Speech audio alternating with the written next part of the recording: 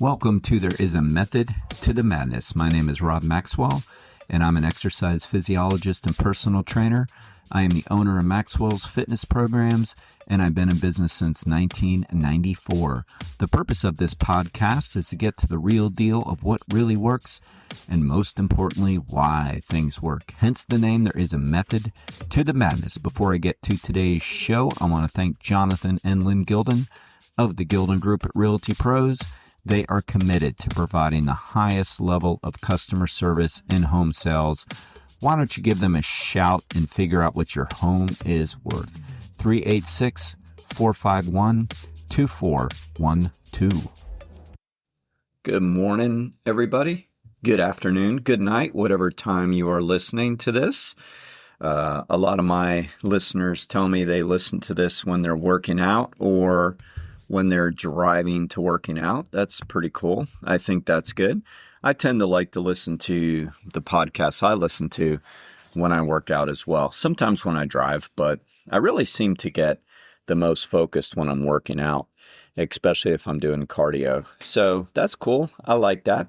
So again, whatever time you're listening, good day to you. I'm going to talk to you today about some health and fitness, as I always do. Today is Tuesday for me, Tuesday morning, early part of September. It's amazing how fast the time is going here. It's starting to get a little bit cooler here, slightly. I know people probably just shook their head in Central Florida when I said that, but a little cooler. I mean, we're not seeing like what we saw in mid-July, which was brutal. But, it's still warm. But I guess because I know it's September, I know cooler temps are coming. Cooler, not cool yet. But to me, it felt pretty good. I ran on the treadmill this morning because it was a downpour of rain. And then I did a little workout after that. That tends to be my morning routine, a little cardio, a little strength. And I love it.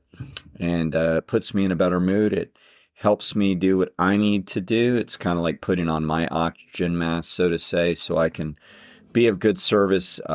Working out absolutely changes my mindset. So speaking of that, I'm going to talk a little bit today. I'm going to try to get you guys to, at least shake your head and go, oh, that's true, whether you 100% agree with me or not.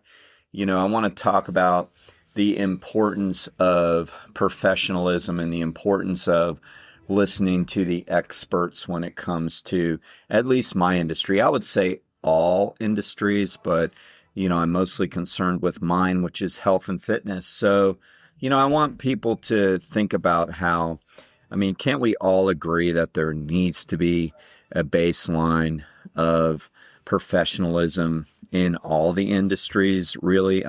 What industry would you not want that in? You should be adequately trained with certain education. That doesn't necessarily mean like college education or high school education. That's not what I mean, but there does need to be a level of education in everything that an expert does, and then a level of experience. So that's, how we get trained, right? So wouldn't we all agree we want that no matter what you're going to do, what you're going in for your professional service or advice?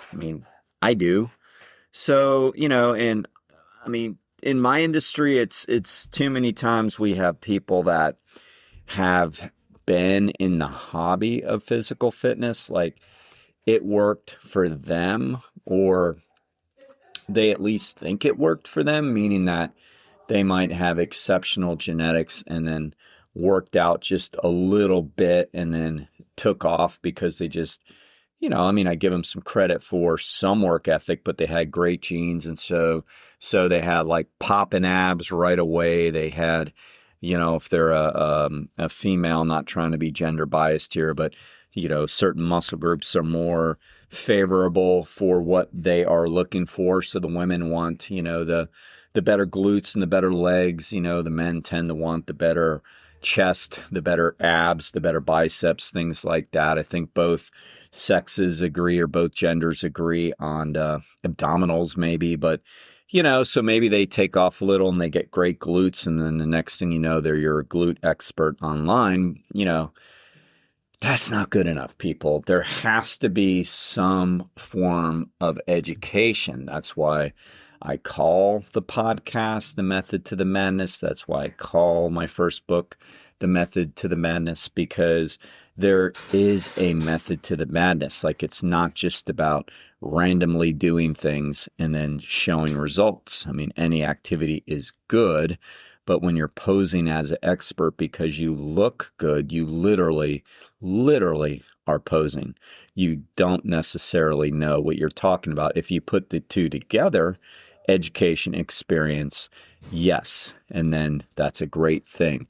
So let me give you some statistics on that. All right, this is pretty crazy.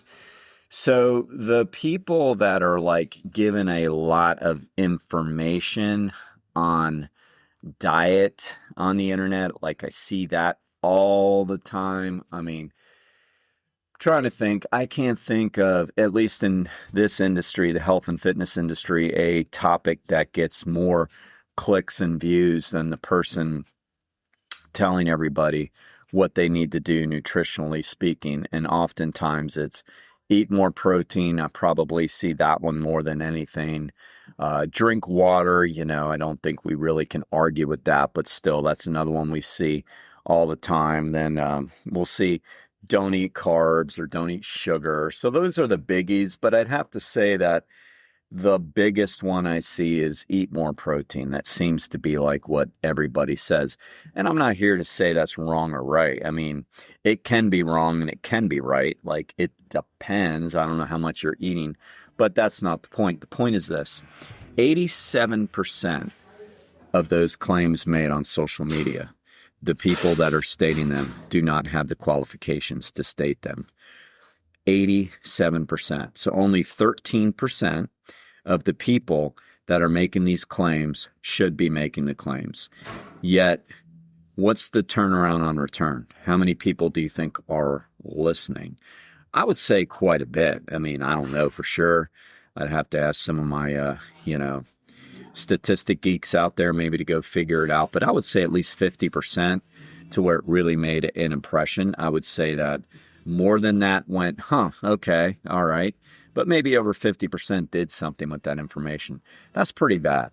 So if 13% have the qualifications and 50% are listening, and we're talking millions of people, then you're spreading misinformation because you don't know. I mean, or it could be that you do know and you're trying to make a buck. There's a lot of people out there peddling snake oil, as I talked about last time. So that could be true. But at the very worst, you're just ignorant, and you shouldn't be spreading that information before it's verified.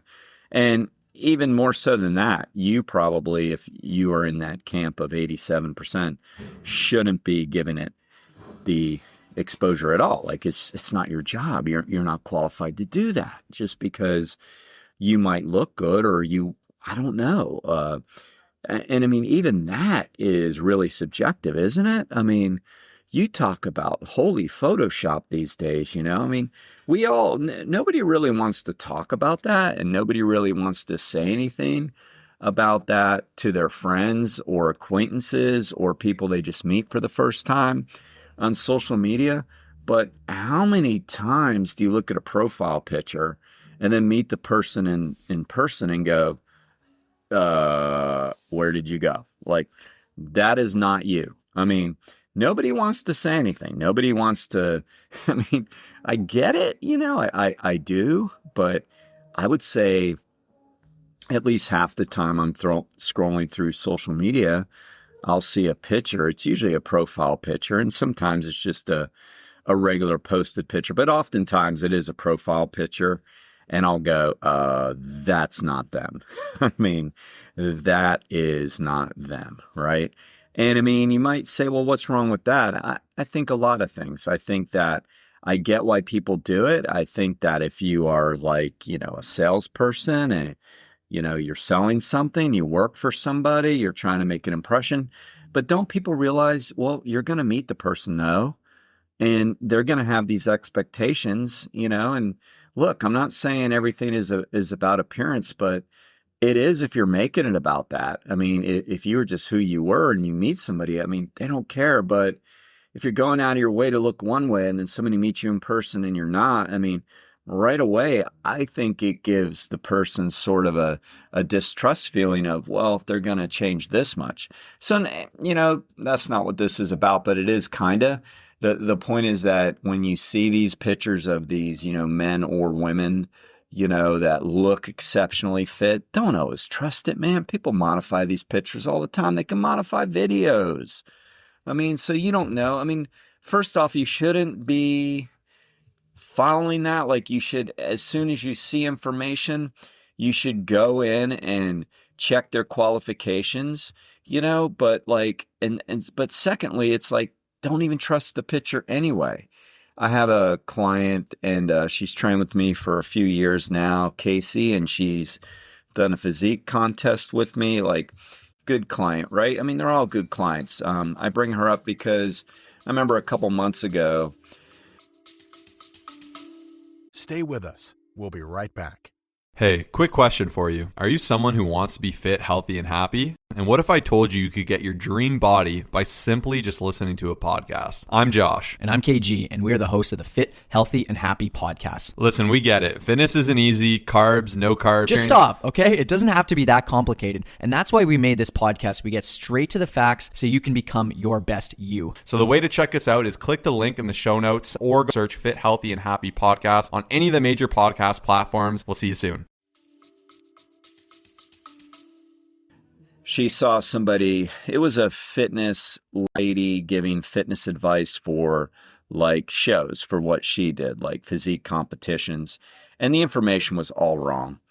And first Casey made a comment and then sent it to me. And the comment was, what are your qualifications? And she was trying to ask her. I don't think the woman ever replied. And I think Casey may have taken it down because she just realized it's not worth the argument with people. And it's really not. It is so not. I don't do that. I just, keep scrolling or I block or whatever. But anyway, she sent it to me and I was happy about that because everything I've said through the years has made her go, oh, I need to make sure this person knows what they're talking about.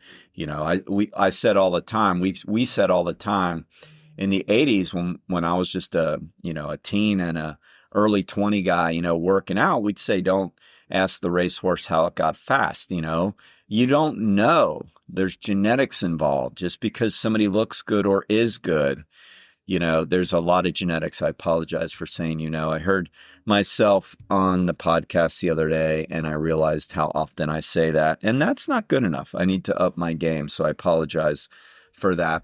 Here's another statistic for you.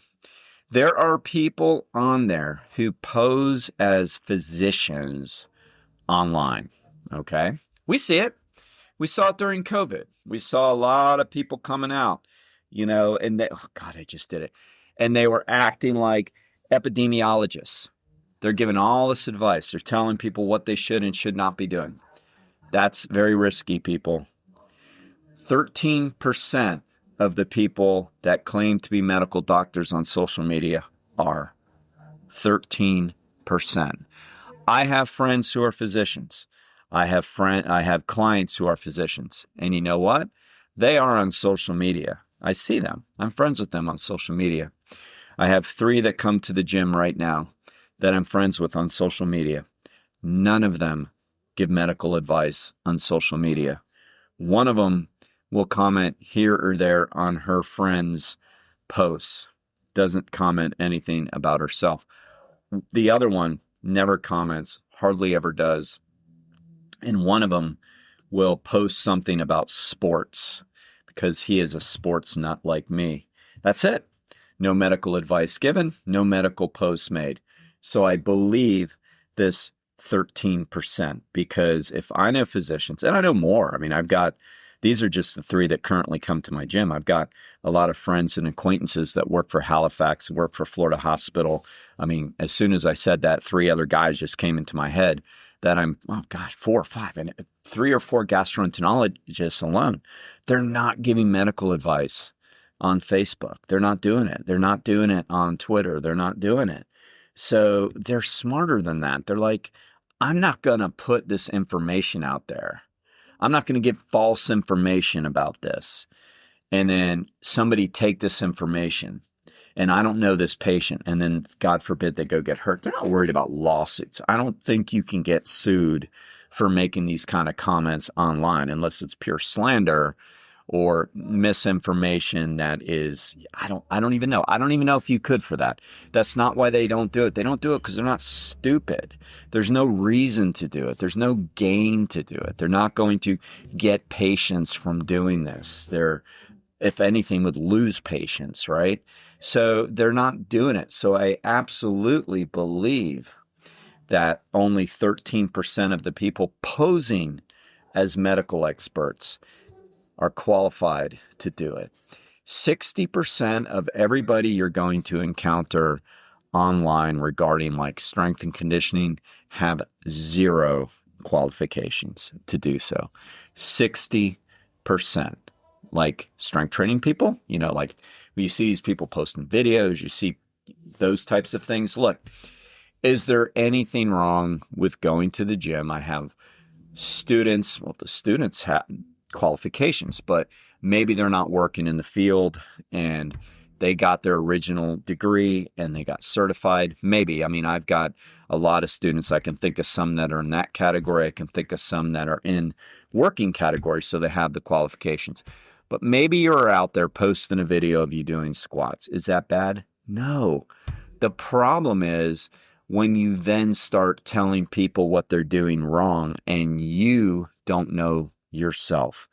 I shouldn't say even. That is so demeaning to my field. Strength training is so critical. I mean, it is one of the top things you can do to improve your health outcomes and increase your longevity and quality of life. Absolutely. We know this. Statistics are bearing it out left and right. So learning how to do proper strength training matters so freaking much. And we'll have people doing ridiculous kettlebell exercises out there and acting like they know exactly what they're talking about. Is a kettlebell bad? No, I'm not saying that. They're doing like specific exercises they're pushing as the be all get all of the only exercise you have to do. And they might look good and they might be trained with kettlebells. That does not make them a health and fitness expert. You might see guys working with kids in the gym, football players pushing up a lot of weight. I see it all the time because I follow a lot of the teams. I will say that the professional teams, I'll just focus on football right now because it's football season. I mean, it's baseball season too, but I've been seeing a lot of videos come across my feed because the algorithm knows I like them, and I do. And I'm seeing a lot of football videos come across my feed of the guys working out like in camp and stuff. And yeah, man, there are some incredibly strong people out there, and at least half of it, if not more, have terrible form with people cheering them on and pushing them. And I'm thinking, man, oh man, you know, we gotta be careful about this. We have to really be careful about what we're trying to tell people is the right thing to do. I see it with the young athletes all the time. It's just follow your old uncle who used to be big type of thing. And next thing you know, you have a herniated disc or a torn rotator cuff, and you're not going to throw from third base anymore, and you're only 17. I mean, there are ways to do this stuff right, and so often we simply don't see it, all right? So to give you a statistic, and I put this in my new book that's coming out, and it is almost finished. I really hope you read it because it's kind of about all this stuff, what the problem is in the country, which is only 22% are active enough to get benefits, and what the solution is, which is qualified coaching, in my opinion.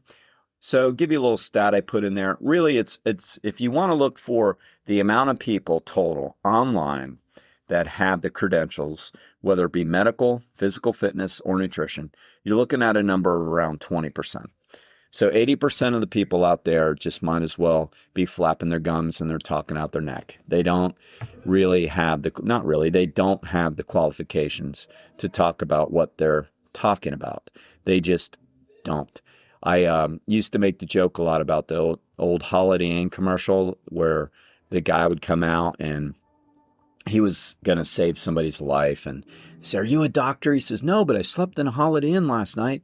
I mean, it's pretty similar, right? And we don't think about that enough. That needs to be one of those things where you go, that's true. I mean, just because you do it, just because you got a good night's sleep, right?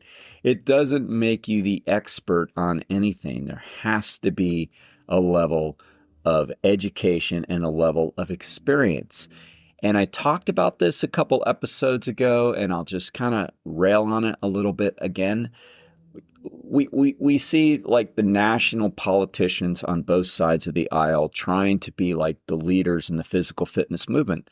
They're not, and they never will be. I don't care what side of the aisle you are on. Leave the physical fitness to the physical fitness people. I mean, if government wants to get involved in an initiative to get people moving and all that, great.